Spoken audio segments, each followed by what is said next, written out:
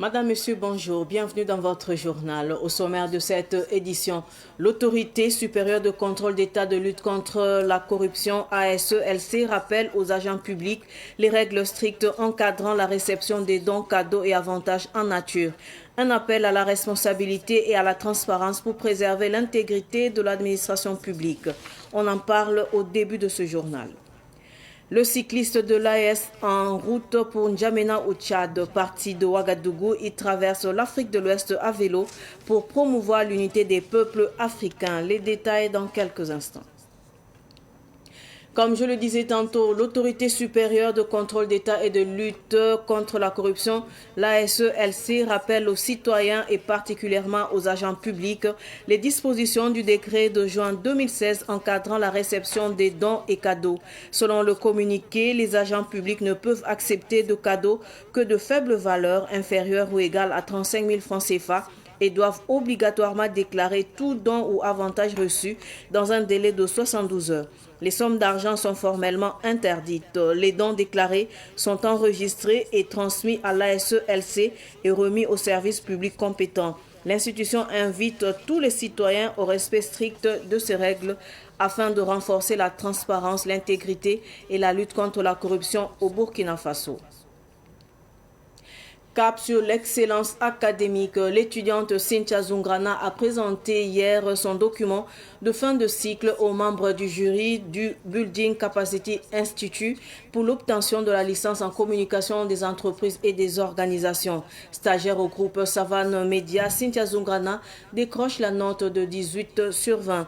Retour sur les moments forts avec Géraldine Youkbaré et Yacouba Ouedraogo.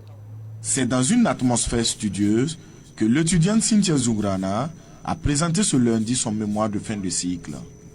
Le jury, composé du représentant du maître de stage, El Hadj Amade Adama Soro, de son professeur de suivi Dr Amirou Sangla et du président du jury Dr Amirou Sanfo, a suivi avec attention son exposé qui avait pour thème la communication d'entreprise et gestion des rumeurs en période de crise sécuritaire. L'expérience de Savane Media face au terrorisme au Burkina Faso. Opter pour une méthode mixte, alliant méthode quantitative et qualitative. Quantitative qui concerne les questionnaires que nous avons administrés à 85 personnes en ligne via Google Forms, et qualitative qui concerne les observations directes, les entretiens et les documentations que nous avons eu à faire durant notre stage. Savane Media fait preuve de prudence également dans le traitement des sujets sensibles et Savane Media fait un grand effort pour corriger les rumeurs quand elles sont circulées sur les réseaux sociaux. Selon l'étudiante Cynthia Zoungrana, les fausses informations et les rumeurs sont un frein au développement du Burkina Faso. Depuis que la crise a commencé, disons que c'est une période aussi qui a amené la prolifération des fausses informations et des rumeurs un peu partout. À chaque fois, il faut attendre sur les réseaux sociaux des fausses rumeurs, des informations non vérifiées. Et les autorités, à chaque fois, envoient des démentis par-ci, par-là, démentir certaines informations que les gens ont diffusées. Tout ça, là, ce sont des rumeurs et ce sont des trucs qui cassent vraiment le rythme de sortie de la guerre de notre pays. Selon le représentant du maître de stage de l'étudiante, le choix du thème est important et crucial. L'étudiante Zoungrana a si bien fait le choix de ce thème, a mené une méthodologie rigoureuse, a apporté une argumentation solide par rapport au développement du thème. Et la note qui a été proposée pour sanctionner son travail, à savoir 18 sur 20, vient donc étayer la pertinence et la qualité à la fois académique, qualité professionnelle, mais aussi un impact social important pour ce travail. Le jury a mis en lumière la qualité du travail, la rigueur méthodologique et de la pertinence des recommandations de l'étudiante. Il a sanctionné le travail par la note de 18 sur 20. À Ouagadougou, les orphelins et les veuves des forces combattantes tombées sur les théâtres des opérations ont vécu un moment de partage et de convivialité à l'occasion des fêtes de fin d'année. Un arbre de Noël a été organisé à leur honneur par Edouard Nana. Objectif, leur permettre de célébrer cette période comme les autres familles. Reportage signé Issa Oumarati. Ils sont des enfants dont la vie a été très tôt brisée par la perte de leurs parents. À l'occasion des fêtes de fin d'année, ils sont venus recevoir un cadeau de Noël bien plus précieux qu'un jouet, le sentiment d'appartenir pleinement à la nation pour laquelle leurs parents ont donné leur vie. Les orphelins et les veuves des forces combattantes tombés sur les théâtres des opérations ont pris part à un arbre de Noël organisé par les restaurants Espace Nana. Par cette initiative, ils ont voulu permettre à ces enfants de vivre la période des fêtes comme les autres en partageant des repas dans une ambiance conviviale. Les enfants ont également pris part à des jeux de société et exécuté quelques pas de danse, apportant des moments de joie et de détente. Nous sommes contentes et nous savons que nos maris sont tombés. Les armes à la main, ce n'est pas pour rien. C'est pour sauver la nation. Parce que nous voyons que tous les Burkinabés se sont mobilisés et ils font tout de leur force pour nous accompagner, pour ne pas nous voir tristes, ne pas voir nos enfants tristes à l'occasion des festivités de fin d'année. Voilà, donc nous remercions beaucoup à M. Nana pour cet élan et nous interpellons à tous ceux qui peuvent le faire de ne pas hésiter de le faire. Parce que nos enfants ont besoin d'être épanouis. Selon l'initiateur, le choix de cette période vise à apporter de la joie à ces familles, estimant que si le Burkina Faso est toujours debout, c'est grâce au sacrifice suprême consenti par les parents de ces orphelins. Et il y a eu des FTS qui sont tombés et laissés des veuves et des orphelins. Donc j'ai choisi de faire mes présentations de vœux avec ces enfants pour prouver, c'est grâce aux FTS que nous sommes là. S'il n'y avait pas des gens qui assurent notre sécurité, nous n'allions pas être en ville en train de préparer du riz Soumbala qui est prisé par la majeure partie de la population burkinabé. Et que c'est une grande émotion de recevoir tant d'enfants et de veuves. Vraiment, c'était de l'émotion, on ne peut pas trop parler. Voilà pourquoi nous avons initié ça. Nous avons reçu au total 200 enfants et des FTS et veuves, 200 personnes. Voilà, je crois que le nombre pouvait dépasser ça, mais il y a aussi beaucoup d'autres activités dans la vie de Ouagadougou aujourd'hui. Un moment de partage et de solidarité qui rappelle l'attention portée aux familles des forces combattantes tombées au service de la nation.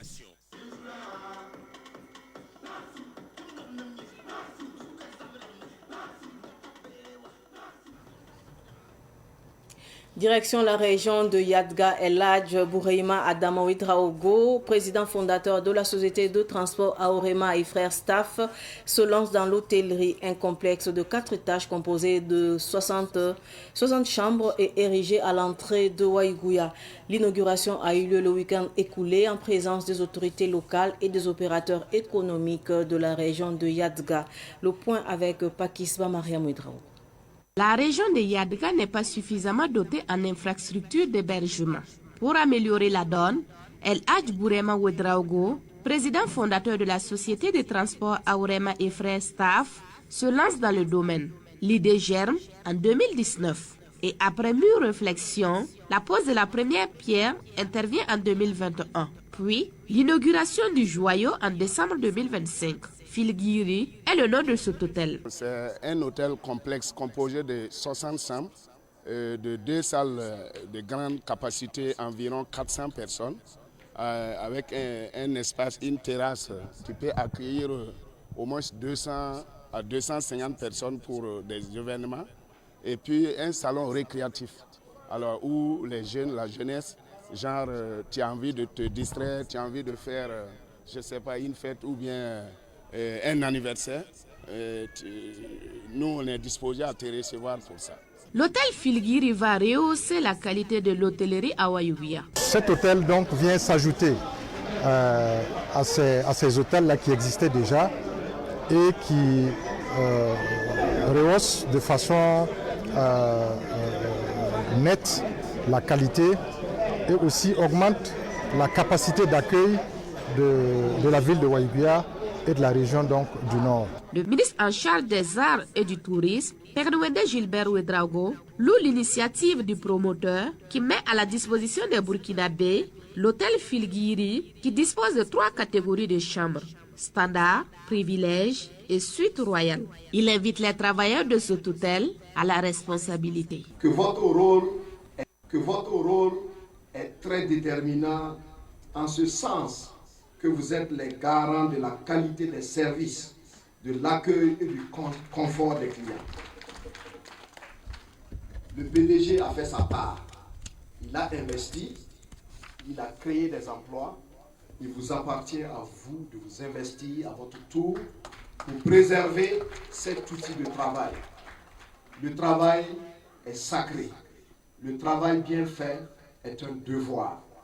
Lors de l'inauguration de l'hôtel Filguiri, le promoteur El Hadj Bourema Adama Ouedraogo a remis 1 million de francs CFA au VDP, 1 million de francs CFA au FDS, 1 500 000 francs CFA aux orphelins des FDS tombés au front, du maïs, 30 tonnes de ciment à Fasoumebo de Wayouguia et un tricycle à la police municipale de Wayouguia. Et puis l'équipe de la chef Djenabou Benao a rendu visite au président du conseil d'administration du groupe Savane Média. Une visite qui intervient après son plus long marathon culinaire de 17 jours. La délégation de la chef Djenabou Benao est venue exprimer sa reconnaissance à El Hadj Aboubakar Zida d'Issid Naba pour son soutien lors du marathon. Samuel Mokon nous en dit plus. 408 heures. Parti pour 12 jours, c'est finalement 17 jours, avec un cumul total de 408 heures qu'a fait la chef burkinabé Djenabou Benao, candidate pour le Guinness World Record. Pour préparer, toujours souriante, elle rassure le public burkinabé sur son état physique. Je suis plus que vraiment étonnée de la mobilisation des Burkinabés, parce que les Burkinabés ne sont pas trop festifs, mais ils se sont donné corps et âme pour ce record. Vraiment, je leur dis merci pour tout ce qu'ils ont fait, tout le monde sans exception. Je dirais qu'après avoir cuisiné pendant 17 jours, avec peu de repos, ça demande vraiment beaucoup, à fournir beaucoup d'énergie. Donc après tout ça, on sent un besoin fort de se reposer. On a des crises de sommeil qui peuvent nous prendre par des moments, sans que tu ne te rendes compte. Il y a la toux aussi qui est là, c'est dû au mois qu'on a choisi pour l'événement. Il y avait trop de vent dehors et tout. Mais ça va. La prolongation de son record à 17 jours a été saluée par le PCA du groupe Savane Média. Prenant la parole, la marraine de Djenabou Benao a exprimé sa reconnaissance au président du conseil d'administration du groupe Savane Média pour son assistance. Tout moment, quand elle sortait de la boxe, elle venait m'attraper, elle dit « Tanti, regarde ma main, tout est devenu plein. » Je dis « Courage, je t'encourage, je suis là matin et soir pour toi, je t'encourage, ça va aller. » Que c'est pas facile, c'est pas facile. Je dis « Ça va aller, courage. » Ça a commencé, non, ça va finir. Et je remercie tout le monde, les musiciens, tous ceux qui ont sport, et les sponsors et autres. Je remercie tout le monde à sa place. Voilà. Et surtout M. Zida, qui est venu presque à la dernière minute nous trouver dans le souci. Il nous a soutenus, il nous a aidés. Je suis tellement fière de ça. J'ai été fière de ça, je suis contente. Et je le remercie beaucoup. En rappel, Djenabou Benao a du 2 au 19 décembre entrepris le plus long marathon culinaire au monde à la Maison du Peuple de Ouagadougou. Place à la musique à présent. Dans la sphère musicale, il faut compter désormais Adama Seré alias Damsi 32 Giga. Il a lancé le week-end dernier un single suivi d'un clip baptisé Tondo Zabré. À travers ce single, l'artiste Damsi 32 Giga envoie des ondes positives au FDS et VDP. Le compte rendu de Samuel Moko. Tondo Zabré est un message d'encouragement envoyé aux forces de défense et de sécurité FDS et aux volontaires pour la défense de la patrie VDP qui combattent pour le retour de la paix au Burkina Faso. Mais l'artiste Damsi 32 Giga s'adresse aussi aux ennemis du Burkina Faso, communément appelés apatrides. C'est toujours nos frères. C'est toujours nos frères qui se battent jour et nuit pour nous. Donc forcément, on doit les encourager. On doit les prouver qu'on est tous là pour l'un et pour l'autre. Donc c'est à nous de leur donner la force de pouvoir combattre pour nous. Donc c'est ma manière aussi de les encourager. C'est ma manière aussi de leur faire savoir que être burkinabé, c'est pour la patrie, le pays d'abord. Nous, on n'a pas accepté l'aventure. On préfère mourir que d'avoir l'aventure. C'est de cette manière que j'ai décidé de les encourager à ma manière, Tony Zabré. Celui donc qui ne veut pas être avec nous, pour nos palabres, il n'a qu'à s'écarter. Mais si s'écarte-là, il doit forcément quitter le pays, puisque nous, voilà, on n'est pas avec lui. Voilà. Si lui n'est pas avec nous, on n'est pas avec lui. Donc il doit forcément libérer ceux dont qui sont prêts pour le combat. Donc la raison pour laquelle j'ai dit, ceux dont qui ne sont pas prêts pour nous, ils n'ont qu'à quitter loin. Voilà, ils n'ont qu'à dégager. Un clip vidéo accompagne ce single Tony Zabré de l'artiste Damsi 32 Giga. Damsi 3D Giga est un artiste, chanteur, compositeur, beatmaker et danseur. En cette année 2025, il a remporté le concours national Mic d'Or organisé par Irvel Productions.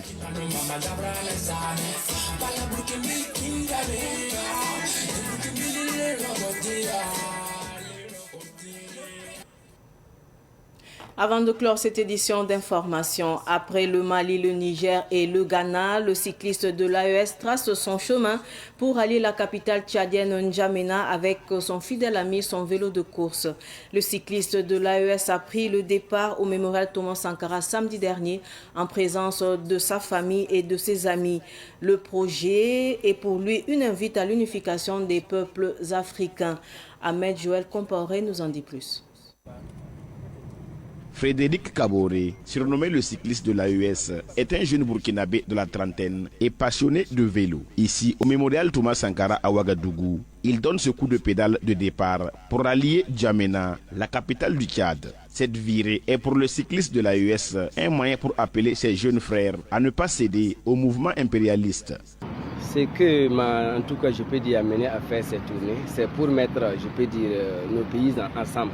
Puisque l'Afrique, comme on le dit tout le temps, l'Afrique est riche et plein de ressources qu'on ne peut même pas finir. Mais on est tout le temps exploité, on est tout le temps, je peux dire, maltraité. Et on est tout le temps, je peux dire, faire tout le mal que vous voyez, le terrorisme qui est là, c'est pour prendre notre richesse. Donc moi aussi, j'ai dit, je vais prendre mon vélo, sensibiliser, je peux dire, les frères, les sœurs, pour qu'ils ne cèdent pas à les différentes manipulations et pouvoir ensemble qu'on libère notre Afrique. Frédéric Kaboré bénéficie du soutien du comité de soutien de l'AES pour une conscience patriotique. Nous soutenons Frédéric Kaboré, c'est pas maintenant. En 2024, il était venu à Niamey et c'est notre structure qu'il avait accueilli à l'entrée même de la ville de Niamey. Dieu merci, il a bénéficié d'un accueil triomphal et nous lui avons assuré son retour ici à Ouagadougou par un vol aérien, avec son vélo bien sûr. Aujourd'hui nous sommes à Ouagadougou, nous assistons à un lancement de son périple sur le Tchad. Quitter Ouagadougou jusqu'au Tchad à vélo, je pense que ce n'est pas la peine de se poser des questions, ça veut dire beaucoup de choses. C'est une façon pour lui de soutenir l'AIS. Ça veut dire que vraiment nous avons une jeunesse dynamique, une jeunesse sur laquelle il va falloir compter. Il faut que les trois chefs d'État comptent sur cette jeunesse-là pour relever les défis auxquels nous serons confrontés les jours, les mois, les années à venir. Le cycliste burkinabé Frédéric Kaboré, dit le cycliste de l'AES, a déjà parcouru des pays comme le Mali, le Niger, le Ghana, la Guinée équatoriale et cette fois-ci le Tchad avec son vélo. Un parcours pour l'unité de l'Afrique selon le cycliste. Ainsi s'achève cette édition d'information. Merci de rester fidèle au programme de Savane TV. Au revoir.